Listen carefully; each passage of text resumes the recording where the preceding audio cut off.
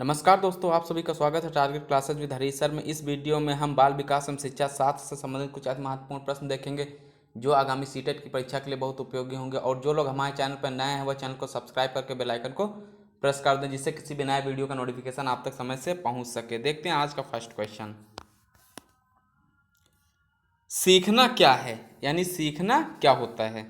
सीखने वाले के संवेगों से प्रभावित नहीं होता है, संवेगों से क्षीण संबंध रखता है, सीखने वाले के संवेगों से स्वतंत्र है, या सीखने वाले के संवेगों से प्रभावित होता है। तो सीखना क्या होता है, सीखने वाले के संवेगों से प्रभावित होता है।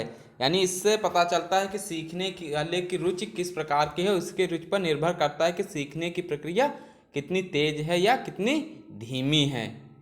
नेक्स्ट क्वेश्चन देख लेते हैं। और सीखने से ही व्यक्ति में क्या आता है, परिपक्वता आ जाती है। यानी शिक्षण में परिपक्वता और मानसिक क्षमता में भी परिपक्वता आती है। नेक्स्ट क्वेश्चन देख लेते हैं, क्वेश्चन नंबर 2।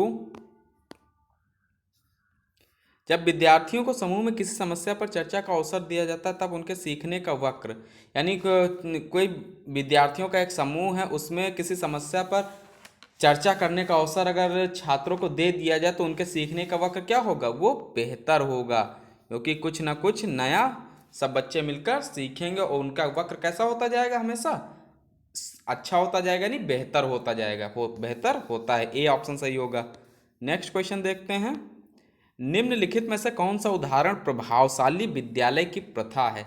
ये बताना है कि कौन सा उदाहरण प्रभावशाली विद्यालय की प्रथा है। निरंतर तुलनात्मक मूल्यांकन, शारीरिक दंड, शक्ति सापेक्ष अधिगम, या प्रतियोगात्मक कक्षा। तो तुलनात्मक मूल्यांकन तुलना नहीं करनी है, शारीरिक दंड नहीं देना है, और व्यक्ति सापेक्ष अधिगम, तो इसका राइट आंसर ऑप्शन सी हो जाएगा। प्रतियोगात्मक कक्षा का कोई इसमें महत्व नहीं है। यानी व्यक्ति सापेक्ष अधिगम प्रभावशाली विद्यालय की प्रथा है। यह एक अनुकरणीय शिक्षा है। यह कैसी शिक्षा है, एक अनुकरणीय शिक्षा है। नेक्स्ट क्वेश्चन देखते हैं। निम्न में से कौन सा शिक्षण अधिगम का स्तर नहीं है। विभेदीकरण, स्मृति स्तर, चिंतनशील स्तर, या समझ स्तर। तो कौन सा शिक्षण अधिगम का स्तर नहीं है, तो ये विभेदीकरण स्तर नहीं है। नहीं है लिखा हुआ देख लेना यहाँ पे एक बार क्वेश्चन को सही से। विभेदीकरण शिक्षण का अधिगम स्तर नहीं है। इसमें छात्रों को बुद्धि लब्धि के आधार पर छोटे छोटे समूहों में बांटने की एक प्रक्रिया है। और बाकी स्मृति स्तर, चिंतनशील स्तर और समझ स्तर, ये सब किसके स्तर हैं, अधिगम के स्तर हैं। Next question. यदि एक विद्यार्थी कक्षा में भाग लेने से संकोच करता है तो आप, यानी कोई एक विद्यार्थी है जो कक्षा में भाग लेने से संकोच करता है, तो उसके लिए एक अध्यापक होने के नाते आप क्या करेंगे। उससे प्रश्न नहीं पूछेंगे। जिन प्रश्नों के वह उत्तर दे सकता है केवल उन्हीं प्रश्नों को पूछेंगे। उन प्रश्नों को नहीं पूछेंगे जिसके उत्तर सामर्थ्य से बाहर हैं, जिसके कारण वह कक्षा में उपहास का पात्र बन सकता है। उससे केवल तब प्रश्न पूछेंगे जब वह उत्तर देने के लिए उत्साहित हो। तो यदि एक विद्यार्थी कक्षा में भाग लेने से संकोच करता है तो आप क्या करेंगे, उससे केवल तब प्रश्न पूछेंगे जब वह उत्तर देने के लिए उत्साहित हो। इसकी कुछ डिटेल देख लेते हैं। शिक्षण अधिगम प्रक्रिया के दौरान शिक्षक द्वारा संकोचित छात्र से तभी प्रश्न करने चाहिए जब वह उत्तर देने के लिए उत्साहित हो, ताकि धीरे धीरे उसमें आत्मशक्ति का संचार हो और वह कक्षा में सहभागी बन सके।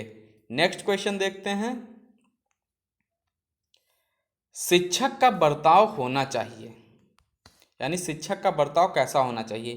प्रशासनात्मक, शिक्षाप्रद, आदर्शवादी, या निर्देशात्मक। तो शिक्षक का बर्ताव हमेशा आदर्शवादी होना चाहिए। यानी शिक्षक का बर्ताव अगर आदर्शवादी होगा तो शिक्षक के प्रति बच्चे क्या होंगे, पढ़ने के लिए ज़्यादा घुल मिलकर पढ़ाई करेंगे। इससे उनको सीखने में, बच्चों के सीखने में वृद्धि होगी। यानी शिक्षक का बर्ताव कैसा होना चाहिए, आदर्शवादी होना चाहिए। शिक्षण का सत्तावादी स्तर है, यानी शिक्षण का जो सत्तावादी स्तर होता है कैसा होता है। शिक्षक केंद्रित, छात्र केंद्रित, प्रधानाध्यापक केंद्रित और अनुभव केंद्रित। ये लिखा हुआ यहाँ पे सत्तावादी स्तर। तो सत्तावादी स्तर कैसा है शिक्षण का, ये प्रेजेंट टाइम में शिक्षक केंद्रित है। ये सत्तावादी लिखा हुआ है, तो शिक्षक केंद्रित। और NCF 2005 ये इसके अनुसार चाइल्ड सेंटर्ड एजुकेशन यानी छात्र केंद्रित होता है। शिक्षा का प्रजातांत्रिक स्तर जो होता है वो कैसा होता है, छात्र केंद्रित होता है। और सत्तावादी अगर आता है तब शिक्षक केंद्रित। ये ध्यान रखिएगा, शिक्षण का सत्तावादी स्तर शिक्षक केंद्रित, यानी शिक्षण का जो सत्तावादी स्तर होता है वो शिक्षक केंद्रित होता है, जबकि शिक्षक का प्रजातांत्रिक स्तर छात्र केंद्रित होता है। ये भी ध्यान रखिएगा, मोस्ट इंपॉर्टेंट, इसमें दो आंसर्स हैं, यानी सत्तावादी आएगा तब शिक्षक केंद्रित, और अगर प्रजातांत्रिक स्तर आता है तब छात्र केंद्रित पे टिक करना है। मोस्ट इंपॉर्टेंट क्वेश्चन है ये, हर बार एग्जाम्स में आता है।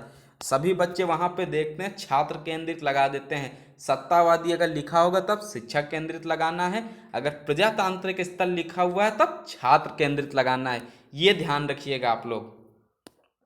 नेक्स्ट क्वेश्चन, यदि कोई विद्यार्थी आपका सम्मान नहीं करता है तो आप, यानी कोई विद्यार्थी है आपका सम्मान नहीं करता है तो आप क्या करेंगे? उसकी उपेक्षा करेंगे, परीक्षा में कम अंक देंगे, या उसके अभिभावक से बात करेंगे, या उसे डांटेंगे? तो उसमें क्या करेंगे, उसके अभिभावक से बात करेंगे, यानी कारण जानने का प्रयास करेंगे, यानी कौन सी व्यवहारिक समस्याएं हैं उन समस्याओं का पता लगाने का प्रयास करेंगे कि क्या रीजन है कि विद्यार्थी सम्मान नहीं कर रहा है। इसका राइट आंसर हो जाएगा ऑप्शन सी। नेक्स्ट क्वेश्चन देखते हैं, अपने विद्यार्थियों को समझाने के लिए एक शिक्षक में अच्छी जानकारी होनी चाहिए।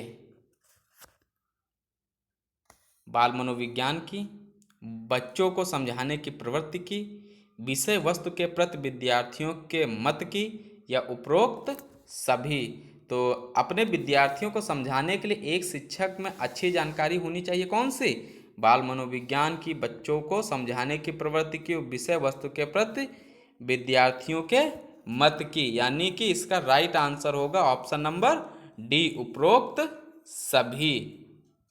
और इसमें एक और ध्यान रखिएगा, बच्चों के समस्याओं के बारे में समझ, ये भी होना चाहिए।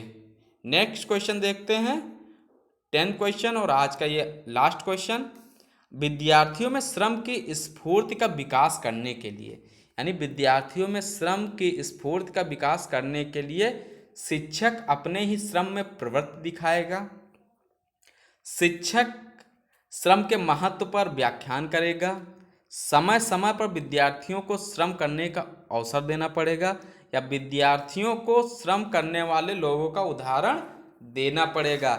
इस क्वेश्चन का आंसर आप लोग देखिए क्या होगा,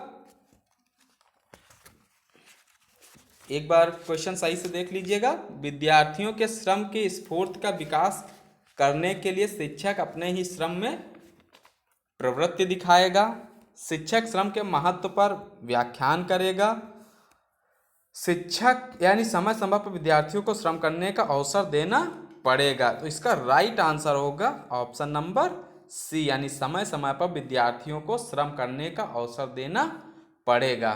तो छात्रों को समय समय पर श्रम का अवसर देकर उनमें श्रम स्फूर्ति का विकास किया जा सकता है।